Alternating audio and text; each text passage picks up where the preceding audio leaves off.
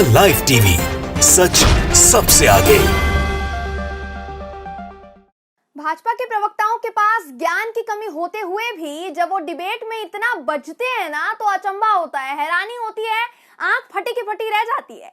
इसलिए इन्हें विपक्ष के नेता भरी डिबेट में जलील करके चले जाते हैं, बता देते हैं कि भाई तुम गलती से इस डिबेट में आ गए हो, रास्ता भूल गए हो, शायद पहले जानकारी जुटा लो फिर ज्ञान देना।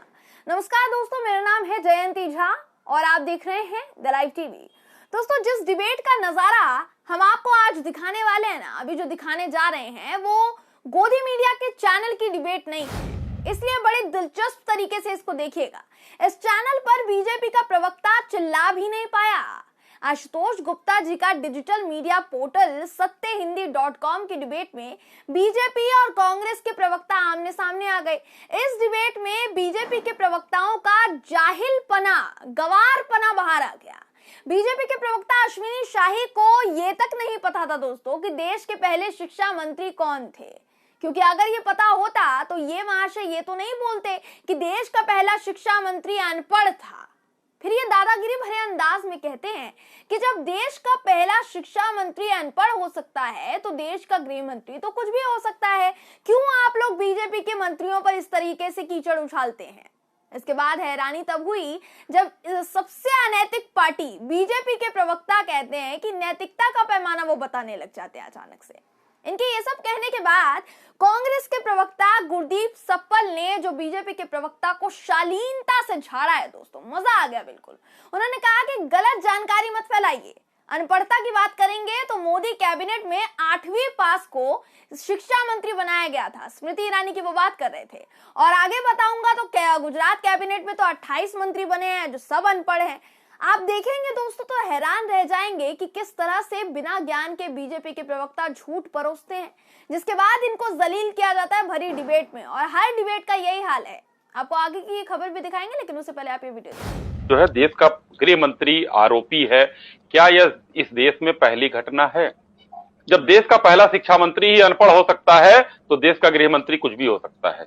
नैतिकता का पैमाना, मैं नैतिकता का पैमाना बताता हूं। आज क्यों आप भारतीय जनता पार्टी से ही नैतिकता की बात कर रहे हैं? मैंने अभी इसके पहले कहा कि जो लाठियों से मारे गए, जिसकी लिंचिंग हुई, वहां नैतिकता नहीं है। वहां की उसकी गिरफ्तारी की बात आप लोग मांग नहीं कर सकते हैं, वो भी गिरफ्तार हो। नैतिकता का पाठ आज सारे विरोधी दल हमको समझा रहे हैं, ये नहीं होना चाहिए। अश्विनी जी, पहले तो देश के पहले शिक्षा मंत्री मौलाना अबुल कलाम आजाद थे, जाने माने इंटेलेक्चुअल थे, पढ़े लिखे इंसान थे, वो अनपढ़ नहीं थे। अनपढ़ शिक्षा मंत्री की अगर आप मुझसे बात करेंगे तो शायद 8वीं पास मंत्री मोदी जी की कैबिनेट में शिक्षा मंत्री बनी थी। और अगर आप अनपढ़ मंत्रियों की बात करेंगे तो अभी जो 24 मंत्री आपने गुजरात में बनाए हैं ना, उसमें 10 मंत्री 10वीं पास हैं और 4 मंत्री सिर्फ 12वीं पास हैं। तो अनपढ़ लोगों को मंत्री आपकी पार्टी ने बनाती रही है। इसको आप व्हाट्सएप पे जो आता है उसको कृपया करके पब्लिक प्लेटफॉर्म पे मत पेश कीजिए। तो इस तरह से कांग्रेस के प्रवक्ता ने कह दिया कि भाई व्हाट्सएप फॉरवर्ड्स पर कम ध्यान दीजिए और जानकारी ज्यादा जुटाइए। लेकिन ये तो उन्होंने सबसे पहले बीजेपी के प्रवक्ता को अनपढ़ता का पाठ पढ़ाया दोस्तों। इसके बाद अश्विनी शाही ने नैतिकता के पैमाने पर जो ज्ञान झाड़ा था उस पर भी उनको ठीक कर दिया कांग्रेस के प्रवक्ता ने। आपको ये वीडियो भी दिखा देते हैं, उसके बाद आगे की बात करेंगे, देखिए। इस देश में बहुत गलत काम हुए, कोई नहीं कहता कि किसी पार्टी ने कोई बहुत दूध की धुली और हर काम ठीक किया, लेकिन अनैतिकता का महिमा मंडन जिस तरह से आप कर रहे हैं और नैतिकता के खिलाफ जिस तरह से आप स्टैंड ले रहे हैं कि नैतिकता के खिलाफ नजर आ रहे हैं, ये शर्म जो है ये बीजेपी ने उतार फेंकी है। ये इस देश में चिंता की बात है और ये केवल आज के केस में नहीं हुआ है। मैंने पहले ही कहा दोस्तों कि जब अनैतिक पार्टी नैतिकता का पाठ पढ़ाने लग जाए तो उस पार्टी के प्रवक्ता को अपने सो कॉल्ड ज्ञान पर चुप्पी ही तो साधनी पड़ जाती है, क्योंकि ये फ्लो में कुछ भी बोल जाते हैं, कुछ भी निकलता है इनके मुंह से। समझ नहीं आता कि बोल क्या रहे हैं, सही बोल रहे हैं, गलत बोल रहे हैं, क्या बोल गए हैं, कुछ समझ नहीं आता। बस सरकार में बैठी पार्टी के प्रवक्ता होने का रुतबा दिखाना है तो जो भी जुबान से निकले बोल दो, क्योंकि ऊपर तो आका बैठे हुए हैं। यही वजह है कि विपक्ष के नेता इन्हें अपने जवाब के जरिए एक के बाद एक झन्नाटेदार थप्पड़ मारते हैं दोस्तों, जिसके बाद इनके कान के पर्दे फट जाते हैं। कांग्रेस के प्रवक्ता गुरदीप जी यहां नहीं रुके, बीजेपी के प्रवक्ता से उन्होंने बात की, उस पर भी विश्व के अपार ज्ञान की वर्षा बीजेपी के प्रवक्ता ने कर दी। इस पर भी कांग्रेस के प्रवक्ता ने अच्छे से अश्विनी जी को करारा जवाब दिया। आपको ये वीडियो भी दिखाते हैं, देखिए। आप बात करें लिंचिंग की, इस देश में हर व्यक्ति कानून के सामने बराबर है।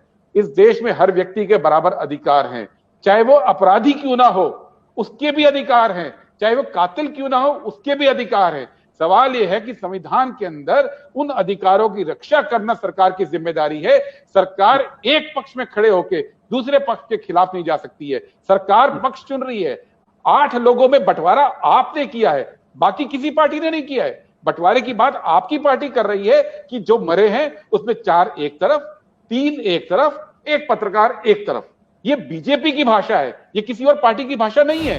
तो इस तरह से घोर बेइज्जती हुई है बीजेपी के प्रवक्ता जी की। और ये सिर्फ एक बीजेपी के प्रवक्ता का हाल नहीं है दोस्तों, आप अच्छे से जानते हैं इस पार्टी के हर प्रवक्ता का डिबेट में यही रवैया रहता है, चाहे वो मोदी मीडिया हो, नॉर्मल चैनल हो। लेकिन हर डिबेट में मीडिया चैनल पर नहीं होती ना दोस्तों हर डिबेट। कुछ डिबेट ऐसे चैनल्स पर भी होती है जहां चिल्ला कर ये प्रवक्ता ना तो एंकर को चुप करवा सकते हैं और ना ही विपक्ष के नेता को। हर डिबेट गोदी मीडिया पर नहीं होती, क्योंकि मेनस्ट्रीम मीडिया चैनल और गोदी मीडिया पर तो आप डिबेट का लहजा देख लीजिए, आपको समझ नहीं आएगा कि ये मीडिया चैनल की डिबेट चल रही है या फिर रेसलिंग का मैच चल रहा है, समझ ही नहीं पाएंगे आप। एंकर बीजेपी के नेताओं से सवाल पूछते ही नहीं है और विपक्ष के नेताओं को बीजेपी से सवाल पूछने के लिए समय नहीं मिलता, उनको पूछने नहीं दिया जाता, एंकर ही रोक देते हैं उनको। इसलिए ऐसी डिबेट जरूरी होती है जहां शालीनता वातावरण में बीजेपी वालों को अपनी इज्जत का तकाजा तो हो, क्योंकि जो इनकी बची कुछ इज्जत होती है उसे ये अपनी करतूतों की वजह से चकनाचूर कर देते हैं भरी डिबेट में। अब आप खुद सोचिए ना, अबुल कलाम आजाद जी इनको बीजेपी के प्रवक्ता अनपढ़ बताते हैं, अनपढ़ समझते हैं, लेकिन स्मृति ईरानी को मोदी कैबिनेट में मंत्री बनाया जाता है, वो भी शिक्षा मंत्री। उनकी शिक्षा कितनी है भाई, उनको अनपढ़ नहीं कहोगे। गृह मंत्री जी अपनी डिग्री सबमिट की है कि नहीं की है उन्होंने? अरे सब छोड़िए, देश के प्रधानमंत्री जी की ही शिक्षा का प्रमाण ले लीजिए ना। खुद आप अपने मुंह से मोदी जी बोल चुके हैं कि पढ़े लिखे नहीं है, वो पढ़ाई नहीं हुई है मोदी जी की। लेकिन फिर भी महिमा मंडन में ये प्रवक्ता इतना मसरूफ रहते हैं कि क्या ही बताएं, बस अपने आका की पढ़ाई का सबूत भी नहीं मांगते, इतना ज्यादा मसरूफ है इस वक्त ये। पर एक बार आपको मोदी जी की जुबान से उनकी शिक्षा का प्रमाण दिखाना तो बनता है। आपको ये वीडियो भी दिखाते हैं, मोदी जी खुद बोल रहे हैं कि वो पढ़े लिखे नहीं है, देखिए वीडियो। चला गया था एट द एज ऑफ 17। मेरी कोई पढ़ाई वढ़ाई नहीं हुई दोस्तों, आपको शायद आश्चर्य होगा जान करके।